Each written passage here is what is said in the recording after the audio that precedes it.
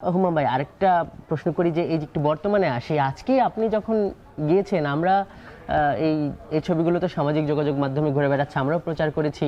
আমরা দেখলাম যে অনেক দেয়াল ভাঙা, কোথাও কোথাও রং করা হয়েছে। মানে এই আপনি বললেন যে আপনি চান যে এটা ভেঙে দেয়, আর কেউ কোনো আয়নাঘরের বন্দি না হোক। তার মানে এই আলামতগুলো কি মনে হয় যে আসলে এগুলো ভাঙা হবে, বা ডিপ স্টেটের যে ধারণা যেটা থেকে সবাই মুক্তি চাচ্ছে, মানে এই ব্যাপারে আপনি কি বলবেন? সত্যি করে বলি, এখানে আমার যেটা ধারণা, ইনিশিয়ালি এটা বোধহয় একটা ডিসিশন হয়েছিল যেগুলোকে ভেঙে ফেলা হোক, যেখানে যেই এভিডেন্সগুলি আছে ওগুলো যেন মুছে ফেলা হোক। তবে একটা পরবর্তীতে বোধহয় কেউ এসে ইন্টারভিন করলো। আমি আশা করছি যে এখানে সিনিয়র আর্মির স্টাফ যারা আছে তারা ইন্টারভিন করেছে যে এইগুলো ভাঙা হবে না। কারণ আপনারা যে আমি জিনিসটা কয়েকবার বলেছি যে একটা বিল্ডিং ভেঙে ফেলতে কিন্তু বেশি সময় লাগে না। রাতারাতি কিন্তু বিল্ডিং ভেঙে ফেলা যায়, সব কিছু ধ্বংস করে দেওয়া যায়। তো এই বিল্ডিংটাকেও কিন্তু ধ্বংস করে দেওয়া যেত। কেউ না কেউ তো এসে ইন্টারভিন করে এটাকে বন্ধ করেছে, এই এভিডেন্সগুলোকে স্টোর করে রেখেছে, আমরা যেন একদিন গিয়ে দেখতে পারি। আজকে যেরকম আমরা গিয়ে দেখে আসলাম। তো সত্যি করে বলতে কেউ না কেউ আছে যারা আমাদের ভিকটিমদের কথা চিন্তা করে এই জিনিসগুলোকে থামিয়ে রেখেছে। এই জন্যই হয়তো একটা পরিবর্তন। আরেকটা ব্যাপার একটু জিজ্ঞাসা করি হুমায়ূন ভাই, আপনি আজকেই মনে হয় বলেছেন যে এই যে আইএসআই এর সঙ্গে জড়িত কিনা আপনাকে এমনভাবেও জিজ্ঞাসাবাদ করা হয়েছে।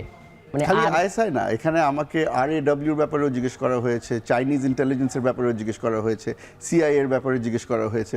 এমন কোনো এজেন্সি বাকি ছিল না যেটার ব্যাপারে আমাকে জিজ্ঞেস করা হয়নি। আমি বুঝতে পারি আপনি কেন আইএসআই এর ব্যাপারটা বেশি করে জিজ্ঞেস করছেন।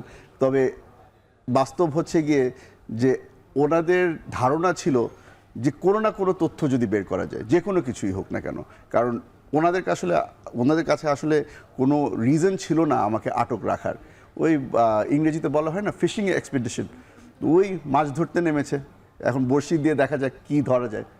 হুমায়ূন ভাই, আপনার কি মনে হয় যে এই যে অপরাধ, মানবতা বিরোধী অপরাধ যেগুলো অনেক মানুষের উপর পরিচালিত হয়েছে এই রাষ্ট্রীয় বাহিনী, রাষ্ট্রীয় কাঠামো ব্যবহার করে, বিচার কি হবে আপনার কি মনে হয়?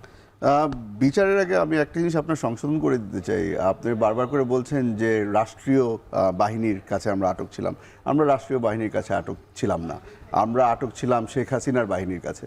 রাষ্ট্রীয় বাহিনী আজকে আমাদেরকে আয়নাঘরে নিয়ে গিয়েছে, দরজা খুলে দিয়েছে, রাষ্ট্রীয় বাহিনী আমাদের পক্ষে আছে, এটা আমার বিশ্বাস। বিচারের বিষয়ে আপনাদেরকে বলতে হয় যে বিচার অনেক লম্বা চড়া একটা জিনিস। শুরু হয়েছে, আশা করি কার্যকর যেহেতু শুরু হয়েছে, একদিন না একদিন শেষ হবে। আপনাকে একটা পার্সোনাল জিনিস বলে রাখতে চাই যে আমাদের কোনো সময় ওই ধারণাও ছিল না যে এই ইন্টারিম গভর্নমেন্টের সময় যে বিচার শুরু হতে পারবে অথবা তদন্ত শুরু হবে। শুরু হয়েছে আলহামদুলিল্লাহ। আমি যেহেতু নিজে একটা দল করি, আমার একটা বিশ্বাস ছিল যে যেই সময় আমার দল একটা পজিশনে আসবে যেখানে আমরা বিচার করতে পারবো, তখন আমরা বিচারের কার্যকর শুরু করব।